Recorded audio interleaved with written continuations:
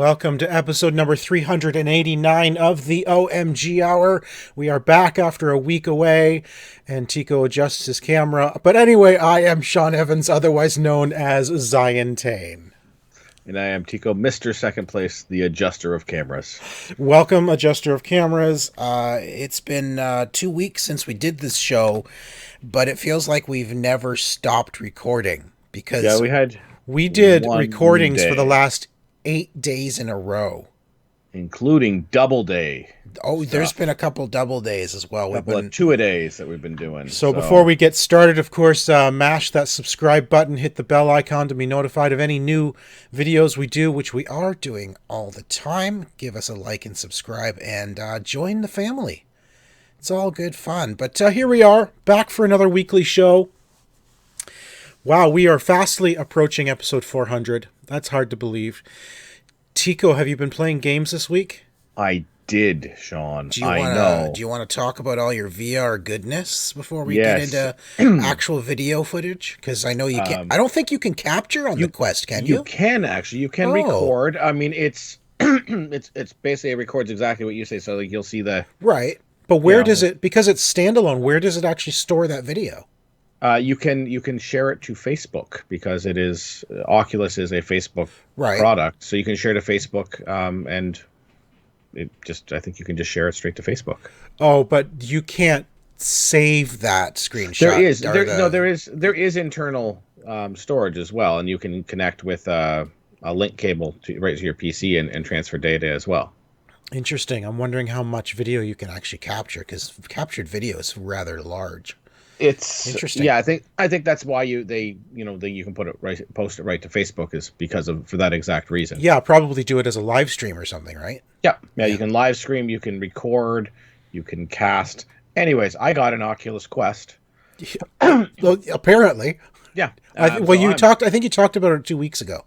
Yeah, but I hadn't really played a ton of it then. Right. But now, like, I am sort of hooked on the VR train at this point. Welcome to the wonderful world of VR. It's just like, I mean, I've been made fun of, because I'm just dancing around in the living room and stuff like that. Do you dance better than Trump though? I can't dance worse than Trump. That is true. I could literally just have a seizure and still have better moves. So I've been playing a few games. I've actually I think I've got about 6 or 7 games now that I have just sort of gone through. So Beat Saber I actually just got today, so I played a little bit of Beat Saber today. So that I was going to get Beat Saber before, but I got Pistol Whip instead, which is a similar game. Yeah. One's with the lightsabers. Pistol Whip is a beat game, but it's with shooting. It keeps you on an on rails thing, and you're shooting, and it's super fun. So I'm like, I don't need 2 beat games right away. But now you have to shoot them on the beat in order to get the best score. The score, correct. Yeah. But even if you're not, it's just super fun to do. Just like flying around, and like guys are popping up all over the place. Yeah. And Well, how good are you at Pistol Whip? Are you like, do you know what your accuracy is when you finish a song? About 75. So my accuracy is around 80% accuracy. That's beat accuracy, I think, right? No, it has both. My hit accuracy about 80 to 85% hit accuracy, and about 40% beat accuracy. Oh goodness, Tico. Yeah, so I have no rhythm. No rhythm, and he's playing a rhythm game. But it's so much fun. So I've played that. Beat Saber I've tried a few songs with as well. Super fun with lightsabers, just knocking the blocks off. Yeah. The games that I absolutely have loved. There's 3 games that I played this week that were absolutely fantastic. I picked up Vader Immortal, the first episode of Vader Immortal. I have played that one, and that was, oh my gosh, it's so good. It is such a great feeling experience. It's so immersive that you feel like you are part of that. Yeah. That Star Wars universe there. Really enjoying that. I've got to go back and finish episode 1, and then I've got 2 and 3. There's another Star Wars game coming out next month. So Tales from the Galaxy's Edge, which is based on the Galaxy's Edge theme, right? Theme park, right at Disney, and it looks really cool. So it takes place on the planet of Batuu, which is where the theme park exists. Yeah, so that's cool. So I've got that. Super Hot I've played on the console before, sucked at it. Yeah, that's the one Yeah, that's the one we talked about when you first started playing Yeah, VR. and it's so ridiculously satisfying, that game. Like Really? I'm doing levels where like and you die and then it kicks you back like 2 or 3 spots and you're like, okay, I got to do this again. And it gets to the point where you've done them like so like they're grouped into like segments of like 4 or 5 scenes, Okay. It right? So better than the console version, would you say? Like better experience? oh, so much better. Really? Okay. So much better. Like, and once you go through it a few times, you get through like 4 of the 5 scenes, and you die on the fifth one. Then you're going back through it. It's just like casual John Wick style at the beginning.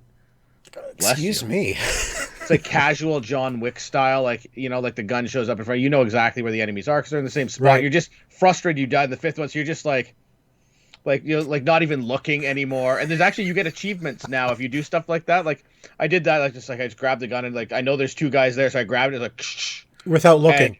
without looking, without even turning my head to look to see where they were, and killed them both. And little post-it drops out saying like like those are the achievements. Nice. And I figured out the other day that you can, if you grab a knife or a throwing star or something like that, Yeah. you can actually cut bullets that are hit at you. Really? They're shot at you. So you can block them with a knife. And so I got like. Do they slicey- split in half and everything? Yeah. Oh my gosh. So I So got the because if slicey you dicey. stop, can you actually look and see it being split in yeah. half? Yeah, no, you can. And that's what you do is like you just don't move, and then the bullets, and you just move the thing slowly in front of the bullet, and then just move a little bit so the bullets then come. Like it's almost like a fast forward rewind thing. Like you just small movements, and it just brings everything towards you slowly. So question, is the motion, because I know the whole point of Superhot is things only move when you do. Correct. But in the VR, is it only when your hands are moving, or what about if you turn your head? Hands in your head as well. So if you start turning your head, things will move Yeah, if you turn your head to look at something, stuff moves. during that whatever time it takes to turn your head. Okay. Yeah. All right. So so my question is, because it's VR, like your body it's kind of hard to be perfectly still. So how's that? It's not that hard. I mean, it's not like a slight tremor will move it, but like Okay. if I wanted to move, like I'll move my hand around a little bit in order to like so it's I getting some got you. motion. So there's a bit of they give you a natural bit of a dead zone for because Yeah. not like every body is going to naturally move, right? You know what I mean? Yeah. Yeah. And the other thing that's really cool is that there's cover. Like you can literally drop to your knees behind cover when these guys are shooting at you and sort of duck out and try to take these little orange guys out. That's cool. And the other one is the Room VR, which I talked about last time we talked, but I have now finished the Room VR. Nice. Now, the Room VR, so the Room is a fantastic it's an original, like an iOS game originally. Yeah, mobile game, yeah. Mobile game. And it was like one of the best mobile puzzle games ever. And then they came out with the Room 2 and the Room 3, which are all just as good. And the Room 4 and the Room Old Sins, I think. Oh, is there a 4 like, as well? I think there's a 4 and Old Sins. There's at least, or 4 maybe Old Sins. There's like... Okay. There's more. There's another yeah, one. I knew there was like a subtitled one. Yeah. But man, I love those games. But then, I saw that the Room VR is available on PSVR as well, and it's in my wish list. I haven't picked it up yet. But it's one of those games where like, I cannot believe they did this because it's like the perfect game to put in VR. It really is. I've like the first time you put that on and it pops you in that little area. I actually I took the unit over to a friend's place last weekend and put him in there and he's like, oh my god, like he's like there's a balcony and he's literally like you Looking feel over. Oh, yeah. looking over the edge of the balcony. You feel like you're there. You're in the office. Like it is So just such an immersive experience. Have you played the mobile version of it? I have. I actually have the mobile. I've just finished the mobile version. After going through this, I'm like, I want to have something while I'm just sitting on the couch. Is it different than like, is it its own thing? Oh yeah, it's okay. its own thing. Okay, good. Entirely, because it's like the other one you have to sort of move things around. There's puzzles and stuff like that. There's visual puzzles where you have to sort of solve stuff based off of information you see. There's literal things where you have to grab and pull things and move things. That's there's awesome. like a lot of pulley systems where you actually have to work the pulley with your hands. So good, man. That's like the perfect kind of like a puzzle environment in VR to me is the perfect use for VR. Yeah. Like even an escape room would be amazing in VR. There Especially are a couple... the Quest. If the Quest, because of the Quest, you paint your surface area. right? the guardian zone that they Yeah. call it, the area where I'm not going to walk into stuff that I don't want to walk Right. into. So for those who've never played a quest or put one on, there's cameras on the outside, and it actually shows you an opaque view of the room, so you can Yep. see the room, and you go around the room with the controller, and you paint basically an area this is your free zone. This is where It's your floor space. you can physically walk. That's right. This is your floor space, and imagine a game that will now take that floor space and completely surround you, like put those walls up at your end zones, right? Yeah. And make an escape room where you now have to you can and need to physically walk around the room looking at puzzles and solving them to get out of the escape room. I think that would be like one of the perfect experiences for VR. You can do that with the Room VR. It does give you the option if you have a smaller space and you can't physically walk from one section of the room to the other. Okay. It has like a the point and move, the point and teleport thing. But if you had a large, like if I got a gym, had a gymnasium, and I painted a large enough space, I could literally walk around the entire environment. That they've given you. You can do you obviously at some point will, you can't do that because people don't have gymnasiums available to them. But right. If you had that, now, you could. So my question to you is, and I wasn't sure how this would work, but I know it's a wireless, completely standalone pack, essentially. The headset is the computer. Right. But do you have to have Wi-Fi available to use it? No, if you don't have Wi-Fi, because it downloads the games and everything like that, so it runs everything on the unit. So Wi-Fi will help you get to the store and to be able to update your games. But my question is, could you go outside and use this, like in your backyard? You could, however, I believe from what I've read, it doesn't work well outside. It can damage, like the ultraviolet from the sun can actually damage the outer cameras. I gotcha. So you could go outside and use it. However, I'm wondering if it has more trouble in wider outdoor spaces knowing where you are. Yeah, tracking. Yeah. It doesn't really matter because it's not going to know. It's not. You're gonna like. I've drawn my Guardian system on the floor in my living room. You've been to my house. You know where the living room is. Right, but the cameras are actually what's watching your surroundings. Yeah. To know, like what's moving, so it knows where and how you're moving, right? Because it's watching. But if you're outside, I know. Right. But what I'm saying is, if you're outside, there's nothing to watch. Right. To know whether or not you're moving within your Guardian in the first place. It can't measure the movement of the sky in order to know that you're moving, and I think that might be the problem. I don't know if it knows how. I don't know how it knows this, but like if I go and if I put it on now, it knows that my Guardian system is in the other room. It's still set up every time I put this thing on. I just walk back into that existing Guardian system. Really? Like it saves the Guardian system. Like I can throw the headset on in my office. Almost like a GPS location. It almost like it knows exactly. It's drawn in that spot, the exact same shape that I drew the other day, and I don't have to redraw it every time. I just walk back into that spot. Oh, that's really cool. That's really cool. It is so cool. Like, honestly, like I think that it's one of the most fun I've had in a long time. One of the most funs. One of the most funs I've had. That's great. Have you had? You know what I meant. I've had a couple of funs this week, actually. How many funs did you have, Sean? Well, I had 2 funs. Over the last 2 weeks, actually. One was last week, one was this week, but we didn't talk last week, so I just want to... This isn't going to be super long, but you remember the game Feather that I played, where you take on the role of a bird? Yes. And I had found, like, I don't know, I had like 3, maybe 4 achievements left to get in this game. Yeah. But here's the funny thing about this game. Do you remember when I said, there's nothing to do? I said there's a bunch of fruits that you can collect. And I was thinking to myself, well, if I collect all the fruit, maybe there's an achievement. And on the show, you're like, yeah, there is an achievement for fruit. I'm like, oh, but I thought I got them all. Funny story, Tico. You didn't? I jumped back into the game. Well, no, the fruit regrows. Okay. Right? So there's no real track of whether you've got them all. But here's the funny thing. The achievement is based on the number of fruit you have basically eaten. Okay. I jumped back into the game, and the first thing I did was go back to the fruit. I hit 1 fruit, and the achievement popped. 1, Tico. I was 1 fruit away. 1 fruit away.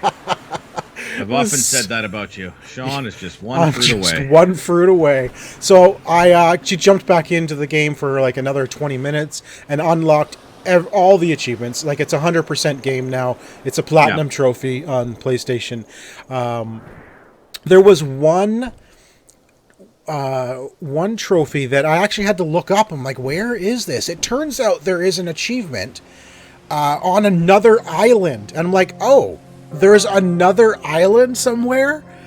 And turns out that if you go underground in this massive labyrinth underground, which I was in, yeah, and I was, again, that close to finding it, but it's like, it's off in the corner type thing where you end up going around a corner and then there's these portals that you end up flying through. It suddenly, everything goes black and it opens up to this whole new island. And there is one achievement, which you're seeing on screen now, to fly up to this tree and land inside this big nest. And that was the last achievement I needed. This is it? And I was landing here, this was it? This was the last achievement. I had to just turn around and get down there enough time to land. Right. Well, you have to get close enough to land, and sometimes landing isn't that easy. So, yeah, and like basically right here, the achievement popped and the game was 100% done. So, but the thing is, that portal that I was at, I was in the room where the portal was, but it was like around the corner somewhere, and I went the other way. You just missed it. I just had missed it, but I'm like, that was so weird. It was like I was that close to several achievements when I stopped playing it the last time. To be honest, though, in order to 100% this game, it really took, like, I'm going to say less than an hour to 100% this game. If you knew where all the achievements were, you could probably do it in 10 minutes. It's that easy. Oh, one of those. Right? Okay. Because it's not, like I said, there's no challenge in the game. It's just a Zen game. You know, there's no enemies, there's no nothing. It's just go and fly and be a bird. Yeah. You know, and yeah, it's cool. And the one thing I noticed when I said I think last time I talked about it, there's the triangle. There's the triangle things that you can fly through, and they change the color of your wings.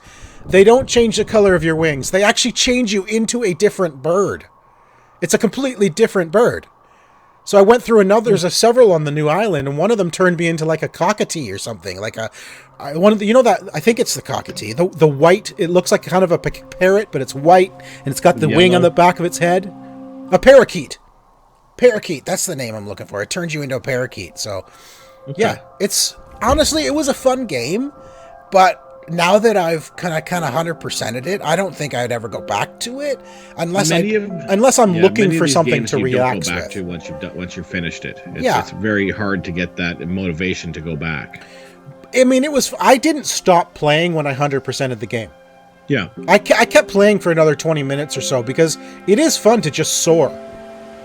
So anyway, that was Feather. I just thought it was a fun story that I was so close to several achievements in the game when I last played it. There is a VR game very similar to this as well.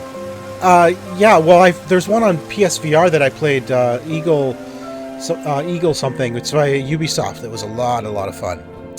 Fenyx Rising, of course, the game formerly known as Gods and Monsters.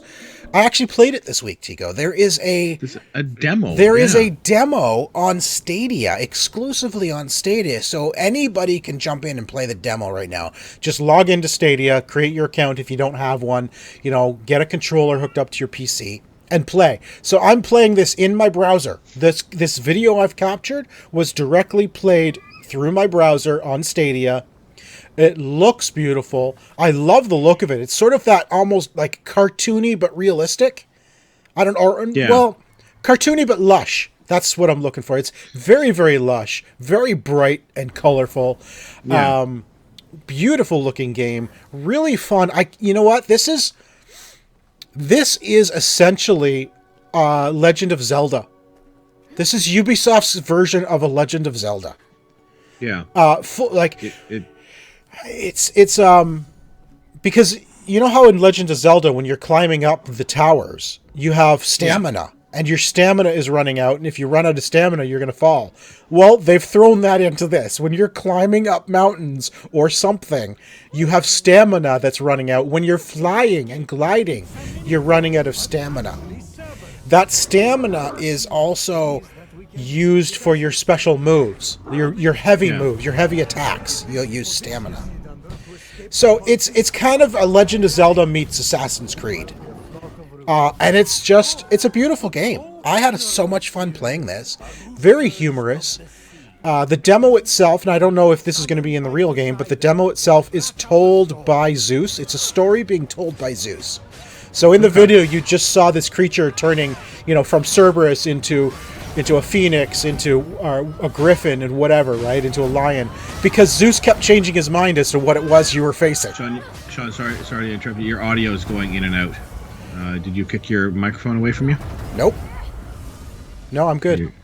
Okay, that's better. Okay. So as Zeus is telling the story, things are changing because Zeus is telling the story to Prometheus. Now I don't know if the story is going to be told that way in the real game, but it's a lot of fun. A lot of puzzles, flying around, fighting creatures. I am looking forward to this game after playing this demo. The demo is it took me 40 minutes to play through the demo. It's not super long at all, Yeah.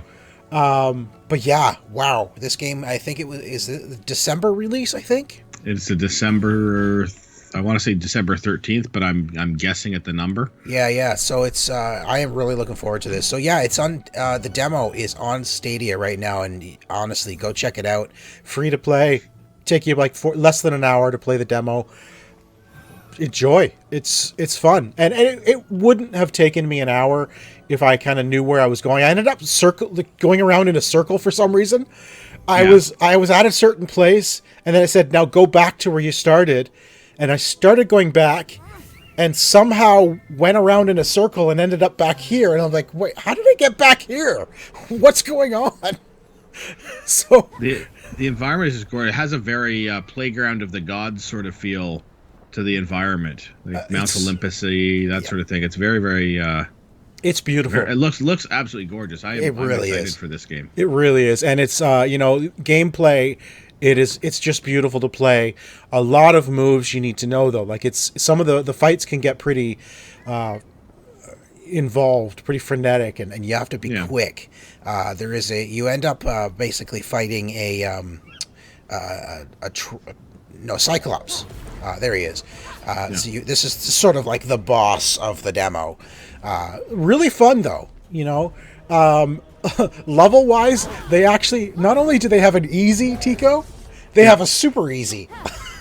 I love super easy. Yeah. Unless the super easy disables achievements, because they've done that before. It's like, oh, you can play it really super easy, but we're not going to give you credit for anything you did. Right. Yeah. And there was no achievements in the demo, so no. I actually played it. I played it on normal, and I found it a good enough challenge. I didn't put it on easy. Played it on normal, and the. This troll. I struggled with the controls a little bit simply because I'm still trying to figure them out. And it's sort of one of those controls where it's like hold right or left one and press another button, and it's like oh yeah, which button was it again? I'm supposed to do all these special moves. So trying to fight a boss while you're still trying to remember the controls it had just introduced to you was definitely fun. So, but yeah, the game is super fun. Go check it out. Yeah, I can't wait. I'm going to be playing that when it comes out on the console for sure. Yeah, for sure. No, absolutely. That looks fantastic. Faux show. And speaking of new consoles, of course, they are coming up fast. 2 weeks away now? 3 weeks away. I took some vacation time, Tico. Yeah? I am taking November 12th to 20th off work. I'll give you one guess why. Are you going to play your Nintendo Switch? That's the only. Actually, I was thinking of playing just for the whole week. I was thinking of playing the Harry Potter Puzzles and Spells on my phone. Well, that's a good call. I mean that's prime time to play that, right? It's what you should be playing that week. I mean, there's no reason to play anything else. Well, I might get in some Assassin's Creed Valhalla. on my new PS5/Xbox Series X. Oh, That you got a that PS5/Xbox Series X? I didn't Yeah, even I know got those were that's coming the out. new that's the new. Have you not heard about the new consoles? Yeah, it's a combination of the two. How happy would everybody be if that actually was a thing The that was Xbox Station, existed? right? The Xbox Station 5 or Yeah, something. the X station. It's right. No, so no, but seriously, I am because of this year, the vacation I had booked, I Yeah. canceled everything. Where's anybody going? I've got 12 days vacation coming to me before the end of the year. So Yeah. I'm taking 7 of those work days at the launch of the new consoles and just enjoying my new consoles. And then I'll take another week, like after Christmas. I'll take a week off there. So, but yeah, so that's coming. Last week, when we missed a show, we were going to talk about the first look at the PS5 user experience. Which, have you watched the video for this? There's a great video on the PlayStation blog about the UI for the PS5. Well, let me tell you, I saw that there in last week's notes, and I got really excited, and I buckled down and didn't watch it.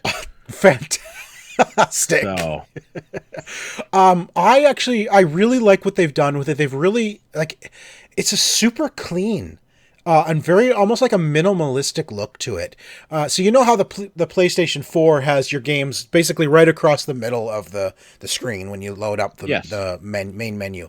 They've taken all that, shrunk it down, and put it up at the top over here. Right? And that should be at the top. It's now at the top, put it. And then the whole screen is essentially whatever game you've selected from the list. And then I think down the bottom there's like other items, and I can't think of what those items are. It's very, very clean looking. But here's the really cool thing about this. They've added a lot of sort of in-game and ease of use things onto the screen. You never have to leave the game you're in to get to a party, to view other things you want to view at. I think Xbox does the same thing. Was it a couple years ago they added that? When you press the Xbox, it just brings up a panel. But it never leaves the game, right? Yeah, so, it pops in the side, whatever, blade or something like that. Yeah. So Sony is now embracing that kind of a thing as well, where you can it'll pop up in-game. There's in-game hints. They can have what they call cards. And a game can have these cards baked into the game itself. They showed off the new Sackboy game that's coming. And if there's a challenge in the game, say, I don't know, collect such and such a thing, or find such and such a thing, and it's a challenge on a particular level, there might be a card that you can pop up and say, oh, it looks like I missed something. That card can take you to the level of the game. Just say, go and do this now. It'll take you to that section of the game for you to now go and complete. So you don't have to go and find it yourself. You can actually click on the cards. They have to be baked into the game itself, though, right? The challenges, and then it would take you in the game to where you need to be to complete that challenge. Also baked into the game can be gameplay hints and tips. So instead of leaving the game looking, bringing up your phone, looking for videos on how to do something, you can get that in the game and put it up as a picture-in-picture video as you play the game, and you can follow along. That's really cool. I like that. Yeah. I mean, I know so many people, like, whenever I'm playing something and I need, I'll actually pull up the laptop and it'll be like, I'll have the phone. I'll have the phone here, and I'm trying to follow along on the phone as I do it. But now you can basically take that picture in picture right on screen. Yeah, while you're playing the game. Really read the phone that carefully. Well, because I'm constantly like, I need to do this to look at the phone, and then this to look at the game. Yeah. The other thing too that you can do in picture, what I thought was cool was, you can be in a party with a friend. And say we're in a party together, but you're playing a different game. You can actually share your game screen with me. I can have your game up in the corner of my screen while I'm playing a different game. I can actually watch you play your game. Or the same game. No, exactly. We could both be playing like a single player experience. Something that's like, hey. So that I can see where you are. Like imagine, I don't know, take Destiny, for example. Yeah. Right? We could play Destiny together, and I could have what you're seeing up in the corner of my screen while I'm playing my game, so I can constantly see where you are and what you're doing. There is going to be a whole slew of walkthrough people. They'll be like, "Oh yeah, you pay me $5 and you just follow along and do what I do and walk me through how to get these achievements or how to get this trophy." This is going to be a new business model. I'll walk you through. I'll play the game alongside you and help you finish this game. Yeah, like you just keep watching. So, oh, okay, you went left there. Okay. Yep. And then you're just going to follow almost like a GPS for. Yeah. And of course, I know Xbox does the same thing, where you can, if a friend invites you to a game and you're all together, it'll pop up and say your friend's playing this game.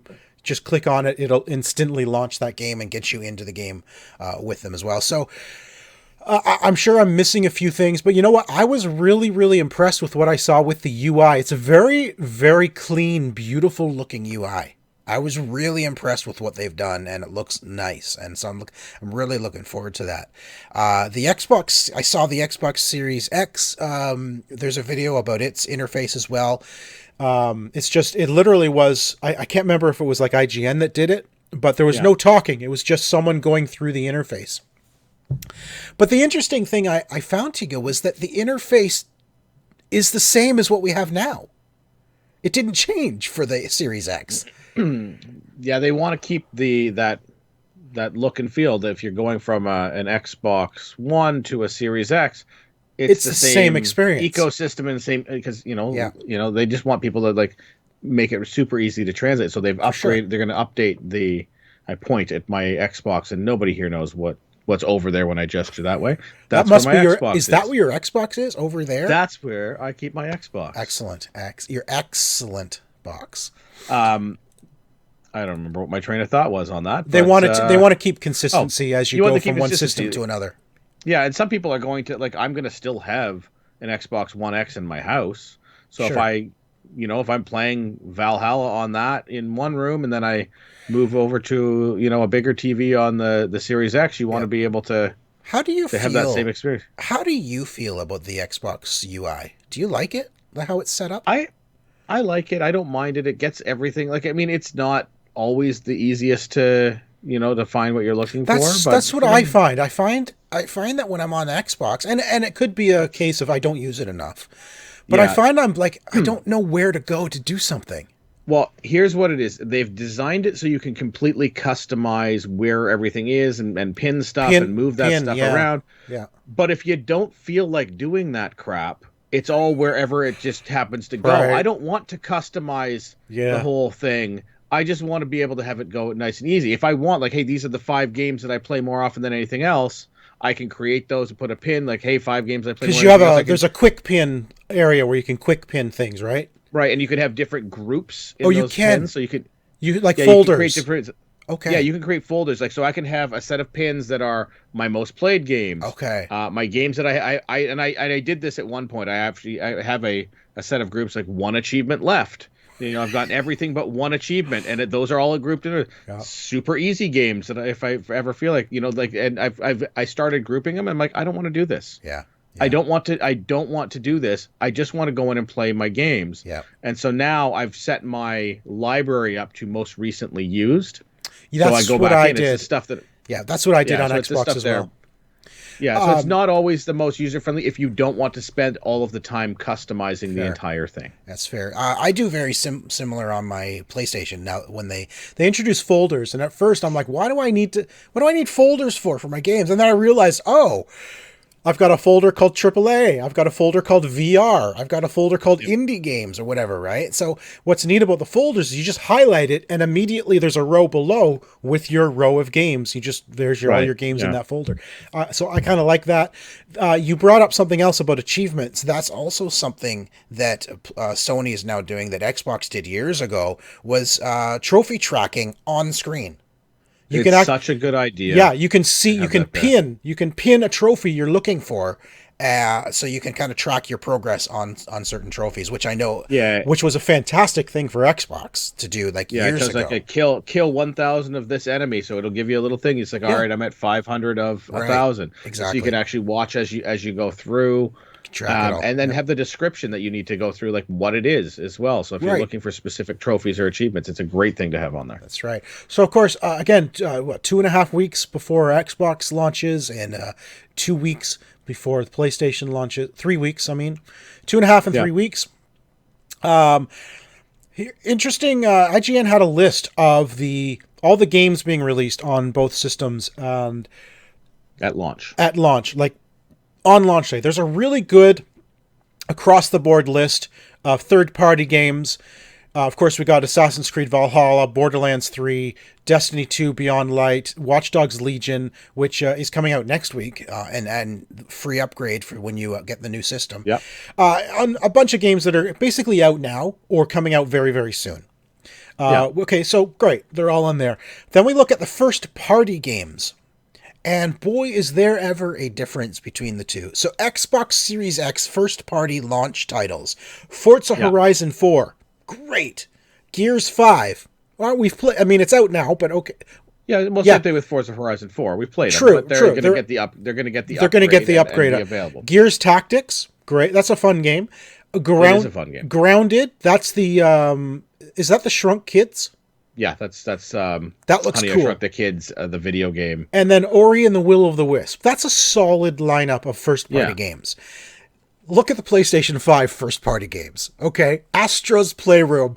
Woo! That's the whatever tech demo game that they include. Demon's Souls. Well, okay, JJ's gonna love that. Demon's. I will never touch it. Nobody else is gonna get past the first enemy, and Destruction All Stars again. Smash Brothers. It's Smash Brothers. It's Smash Brothers with characters you don't really care about. Right. Marvel Spider-Man Remastered. Okay. I mean, excited but still, about that. If you've never played it, then absolutely fantastic. If you've never played it, right? If but you have boo that it, you're not getting the free upgrade to it if you already own Spider-Man. Yeah, that's true. That's true. Like if you already have that, it is a frustrating thing. Like you have to pay extra for. You have to buy the Ultimate Edition of Spider-Man Miles Morales, which is also okay. Great. Okay, so ding, we've got one great game from first party coming, and then there's Sackboy: A Big Adventure. I think there's a clear winner here. But there's a clear winner here, I think. And Tico froze. I froze. No, you did. You froze. I'm not frozen. You're frozen. Oh. There's a clear, for us as mature gamers, clear winner. Oh, yeah. Don't fake freeze.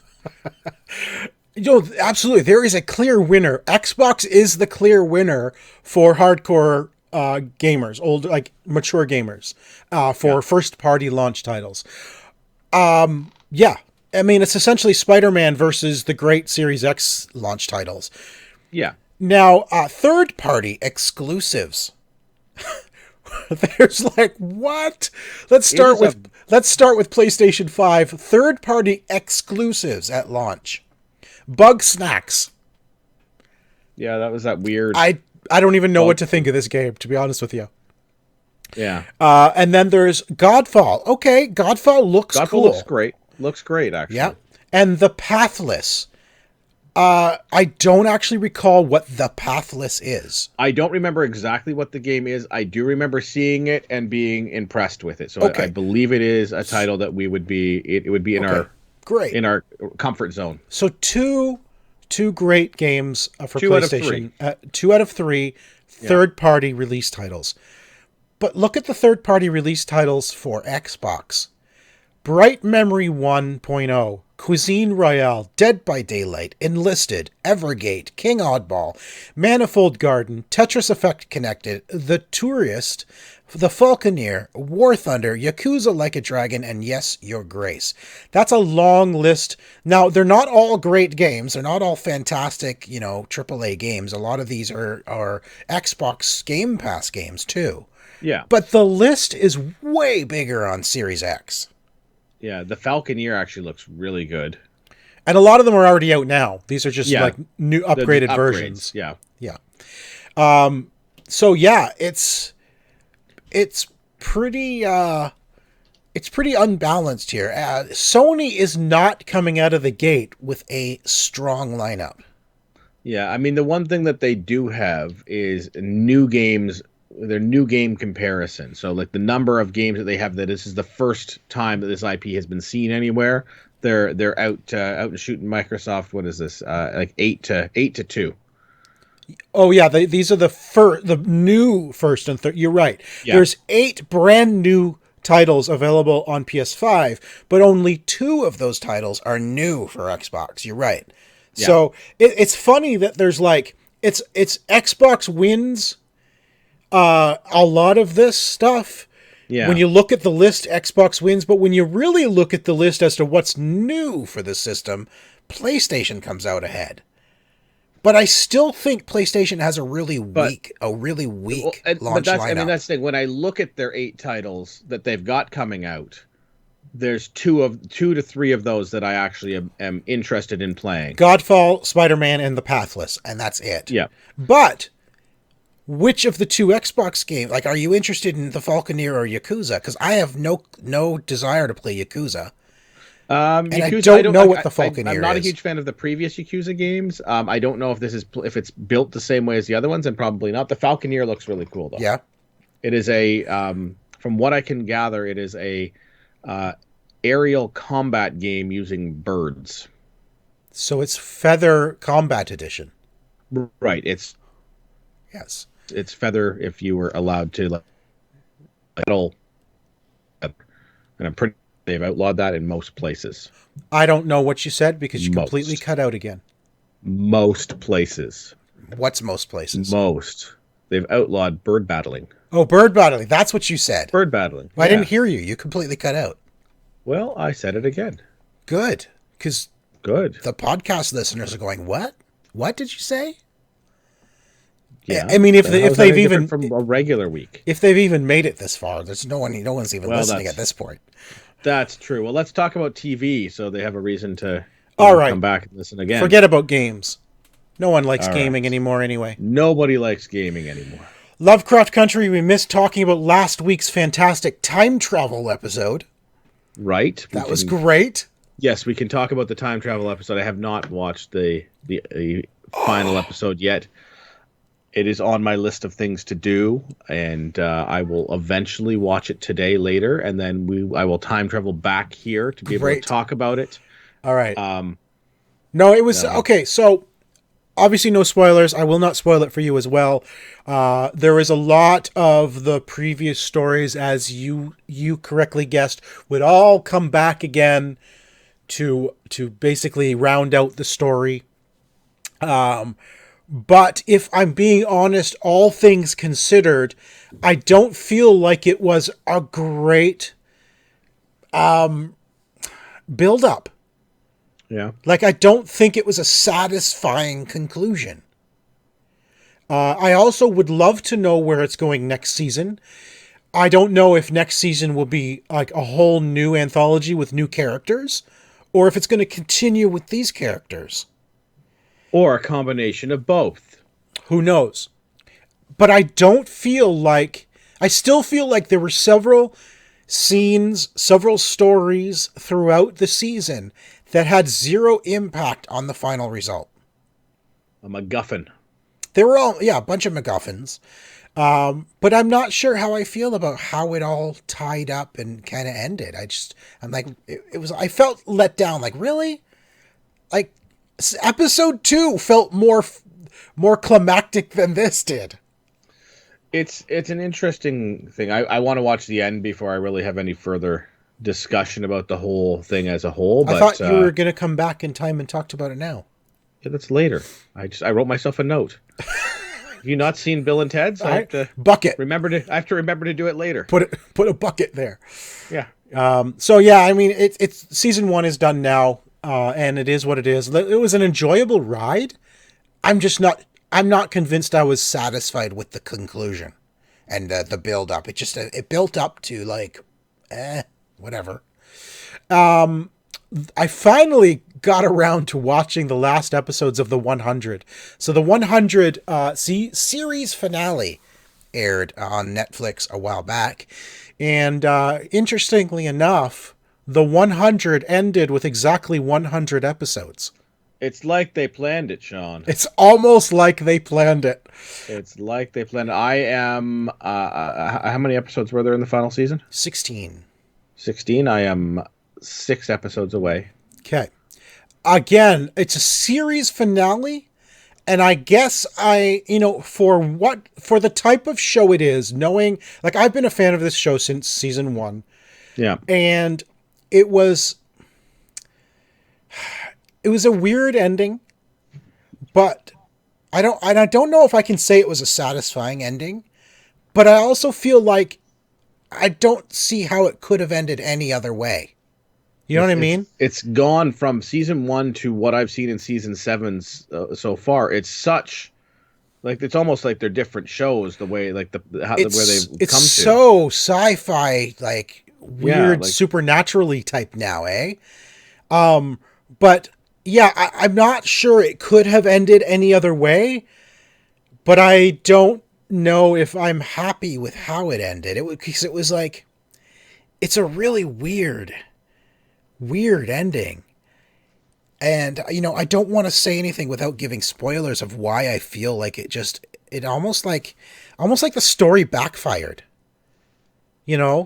where, I don't know. Yeah, I felt very, because it was a big gap from when I watched the end of season 6 to the start of season 7, and I found myself going, when did we get here? Like, when did we get to this point in the story? And I found myself having to sort of go back and read some of the reviews of the previous, like, what happened? Oh, okay, that's why we're in this spot. And it did feel very, very odd. Yeah, I would like to discuss this even offline a little bit more, because there's just something about where it went that felt off to me, and I know exactly why, but I don't want to say it. I don't want to say it because it will spoil the ending. All right, well, let's discuss on Sunday. Okay. Star Trek Discovery Season 3 has started, and my gosh, it's fantastic, Tico. Is it fantastic? Good enough that it's worth watching season 1 for? Oh my god. No, start with season 2. Start with season 2? No, don't forget season 1. You know what? You could start season 1 halfway through when they do the whole mirror universe thing. All right. Well, I think that's about. I think I'm on like the episode right before the halfway point. Oh, well, then just keep watching. Get through the mirrors. The mirror universe half of season 1 is fantastic. I keep forgetting that this is a show that I need to catch up on. Like, every time I'm like, what am I going to watch today? And like, all right, let's find some brand new show. Well, season 3 is now going where no Star Trek has ever gone before. It's now basically 1,000 years in the future. It's 1,000 years beyond where Star Trek airs. Okay, so the Star Trek is in the 24th century. We are now in the 34th century. Okay. Wow. And it's absolutely fantastic, because here's the thing. You've got Star Trek Voyager, which, watching it to us, the starship itself looks, very futuristic, very modern and cool, right? And now in season 3, that ship itself is a relic compared to the technology available now in 930 years in the future. So it's like, it's sort of that weird juxtaposition where you've got the ship that your heroes are on that looks super futuristic, but in reality, in the universe they're in, it's a relic. And it is no match for anything around now. But it is very, very cool. I love what they've done with it. It really is going back to the roots of Star Trek, where you don't know the status of the universe anymore, the status of the galaxy. Yeah. It's all new. We're meeting people for the first time, and planets, and they're basically in a place they've never been. And for reasons I will not say, they can't really get back to where, not time-wise, but they can't even get back to, say, Earth. And I won't say why.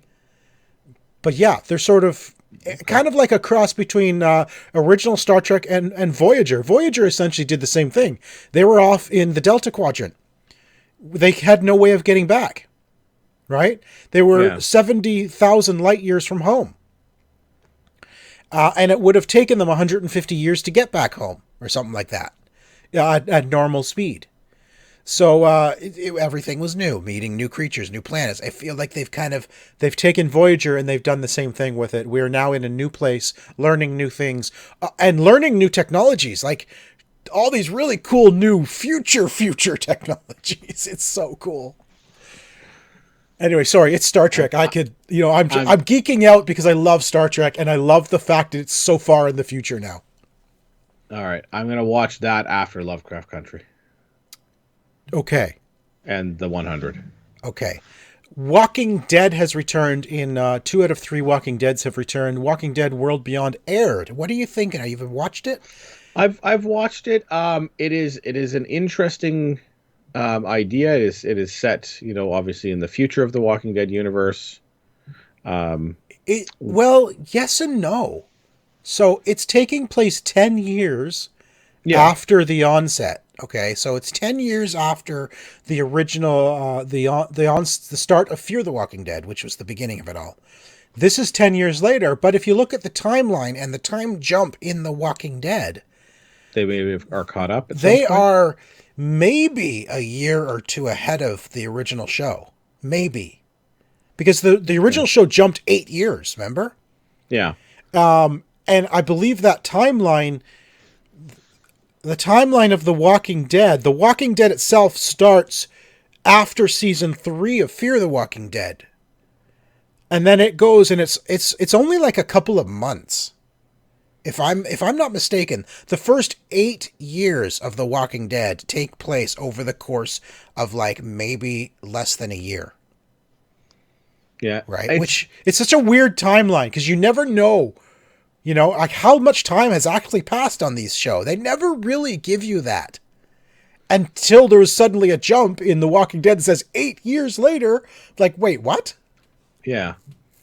I know I'm enjoying it so far. It's interesting. You're getting a lot more of the, dealings with the, the helicopter people that took Rick. Yep. Figuring out some more of that stuff. So and they were in Fear the Walking Dead as well. Yeah. So we're learning a bit more about that group. They play a very prevalent part, and it's sort of the unfolding mystery. I like that again, as they move on, we get cooler, newer zombies and stuff like that. They were like, they're giving them like carte blanche to do whatever they want with them. It's like, hey, there's beehive face zombie. Yes. Yeah. So this definitely it is further on in the world, at least by a couple of years, but this story it really only tells the story of these 6 characters as they travel across the country looking for the main character's father in New York. They're trying to get to New York from Omaha. I want to say Nebraska. I remember Nebraska. Yeah. But it's a very, very different story. It's not about The Walking Dead anymore. It's more about these kids kind of bonding and learning about the world, and because they're not fighters to begin with. Yeah, right. It feels like because these kids, they were like they didn't have to really learn that. They were in a safe place. They were in a safe colony. Yeah. Yeah, it feels like Walking Dead Stand By Me. Yes. Yeah. Like they're on this sort of journey of self-discovery as they're finally leaving the safety of the nest to go on this journey. And we're learning more things about them and everything, but it really does feel like a Stand By Me type of story in the Walking Dead universe. Yes. Yeah, it's much more of a laid back, slower. Yeah. It's a much slower paced story. I mean, sure, there's zombies. There's always sort of like there's always the threat, the danger of that episode, but it's never this massive, huge danger. Like there's never these so far anyway, and we're only 4 episodes in. There's never like these massive hordes of zombies like we would see on The Walking Dead. Mm-hmm. It's just like there is a danger, but because the kids aren't fighters, they would essentially die if there was a horde because they couldn't handle it. They're not trained. They learned, but they've never been out there doing it. And I think we're going to see them. We're going to through the course of these 2 series, this two seasons, which I believe they've said it's a limited series.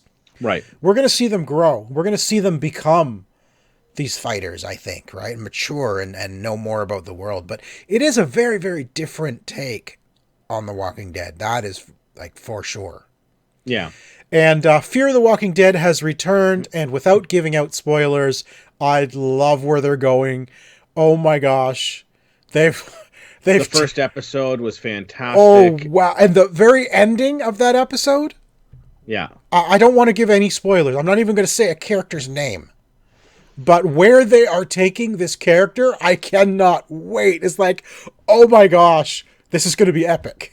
Yeah, it was really, really well done. The first episode, the second, there's only been two episodes. Two I think, episodes so far, yeah. Yeah, the second episode I didn't feel was as strong, but it was sort of like telling you where some of the other characters have gone. That was more of a building of a Victor. It was a Victor story, Yeah, you know. That was a Victor story because we hadn't seen as much from him in the last little bit. So Right.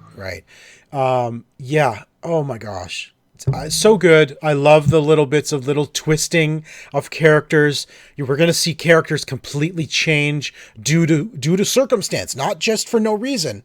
Yeah. But these characters are changing because of their circumstances, because of Georgia. Georgia? Is that her name? Georgia. Yeah. Because of her and because of what she's doing. Oh my gosh. I think it's going to be an epic showdown. Yeah, it's really so great is. To see her in this, and then also in the boys. In the boys as well, like two entirely different type of characters. Oh yeah, really cool to see the range that she has too. Oh yeah, for sure. All right, you watched a movie, right? Love and Monsters. Yes. So Halloween, October-ish. So there's some horror movies coming out. So a movie popped up, and it had a cool cover. So I'm like, I'm gonna watch it. It's called Love and Monsters. It had a cool cover. It did. Okay. You know what? I'm drawn in sometimes by a cool poster. I'll occasionally give a movie a chance. I'm with you. And so I checked this out. It is set in a world where, basically there was a nuclear attack. What was it? No, there was an asteroid that was coming. Is what it was. Big asteroid coming, and the world blasted asteroid. Sorry. A big asteroid. Yeah, that's what it is. A big asteroid. Big asteroid. Yeah. Anyways, they blasted it with nukes in order to prevent it from hitting the planet. But then the fallout from that, came back to Earth, and all of the bugs and insects and everything like that grew to huge sizes, and basically wiped out most of humanity. Those that are left are hiding in bunkers. And so it's this fun story. So is it the Walking Dead Bug Edition? It is. It's Zombieland, giant bug. Okay, that's what it really feels like. Like the tone of it really feels like a Zombieland. This kid's in his bunker and has got a girlfriend who's in a different bunker. They got separated and they've been 7 years apart. And he decides he's going to leave the safety of the bunker to go find his girlfriend. And it's him traveling across the world fighting these giant bugs. He finds a dog to hang out with, and it is super fun. Michael Rooker is in it. Is it comedy or what? It is. It's like Zombieland. Okay, so it is comedy then. Yeah, it's like, it's comedy horror. That's awesome. Horror comedy. Yeah, very very cool. I'll have to give it a shot. Cut out there. I know Dorothy won't like it. You should, but I should give it a shot for sure. All right. Well, I think that pretty much brings us to the end of episode number 389. Give us a like, subscribe, and comment. If you're not watching us on YouTube, YouTube? What's a YouTube? YouTube. Wow, it's been a long week, Tico. If you're not checking us out on the YouTubes, come check us out, OMG, youtube.com/OMG Nexus. I need to sleep. Follow the show on Twitter at the OMG Hour. On Facebook, we are OMG Nexus, and I am Zion Tane. That's XIANTAYNE. And you can follow me on Twitter at Mr. Second Place. And on Instagram, you can follow all of our board game antics with Flipping Tables with OMG. All right. Can I go to sleep now? Sure. All right. Thanks, everybody, for listening. Thanks for watching. We'll be back next week. Bye, guys. All right. I'm just going to go to sleep. Tell everybody what to do. Yeah, no, they know. They watched last week. It's the button down below. They didn't watch last week. We weren't here. Oh, 2 weeks ago they watched, and then the button down below, that's where they pressed. All right. Thanks, everybody. Press the button. Press it.